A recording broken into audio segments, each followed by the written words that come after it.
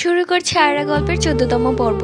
আয়রা রান্নাঘরে গিয়ে দেখে তার শাশুড়ি দাঁড়িয়ে আছে, সাথে দাঁড়িয়ে আছে সজীবের বড় ভাইয়ের বউ। আয়রাকে দেখে সজীবের ভাবি বলে, আরে মা বলবেন না, গেট পেটাতে পেটাতে আমার হাতটা ব্যথা হয়ে গেছে। এই মহারানী তো ঘুম থেকে ওঠার নামই নিচ্ছে না। শেষমেশ যখন গেট খুললো তখন আমি বললাম যে তুমি তাড়াতাড়ি চলে আসো রান্নাঘরে। তখন সে আমার মুখের উপর কি বলেছে জানেন মা? তখন সজীবের মা বলে, কি বলেছে?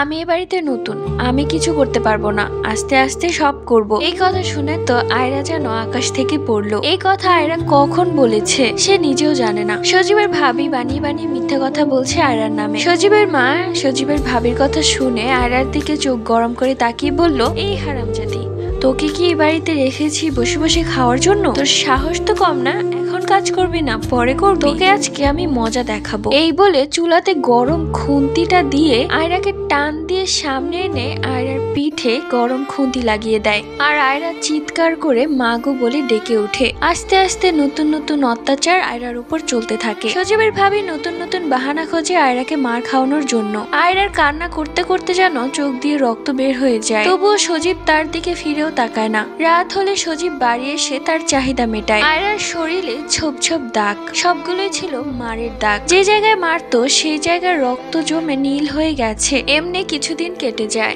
আয়রার সাথে তারা কুকুরের থেকেও খারাপ ব্যবহার করত। মাঝে মাঝে তো সজীব তার চাহিদা মেটাতে না পারলে আয়রাকে তার রুম থেকে বের করে বলতো, যা রান্নাঘরে গিয়ে ঘুমা, ওইটাই তোর জায়গা। এরপর গেট লাগিয়ে নিজে ঘরে ঘুমাতো। একটা সময় আয়রা খুব কাঁদতো, কিন্তু এখন যেন আয়রা কাঁদতে ভুলে গেছে। তাদের সবার মারধর যেন আয়রার এখন অভ্যেসে পরিণত হয়েছে। তাই তারা যদি আয়রার গায়ে হাত তুলে তাও আয়রা টু শব্দও করে না। আয়রাকে অনেকভাবে মারধর করে, বলে যে তোর বাবাকে ফোন দিয়ে টাকা চা। কিন্তু আয়রা মায়ের খেতে রাজি, কিন্তু টাকা দিতে রাজি নয়। সে তার বাবাকে ফোন দিবে না, আর ফোন দিবেই বা কোন মুখে? আজকে তার নিজের জন্য সে সবাইকে হারিয়েছে, তাদের মান সম্মানটাও হারিয়েছে। আর আজকে নিজের জীবনের এই দশা সে নিজের জন্যই করেছে। সজীবের ভাবি যেন একটা কাজও করে না, সব কাজ আয়রাকে দিয়ে করায়, এমনকি তার পাটি পায় পর্যন্ত আয়রাকে দিয়ে। যখন সজীব রুম থেকে বের করে দিত আয়রাকে, তখন আয়রার কোথাও যাওয়ার থাকতো না। সে চুপটি করে রান্নাঘরের মেঝেতে শুয়ে থাকতো। আর তখন হামলা করত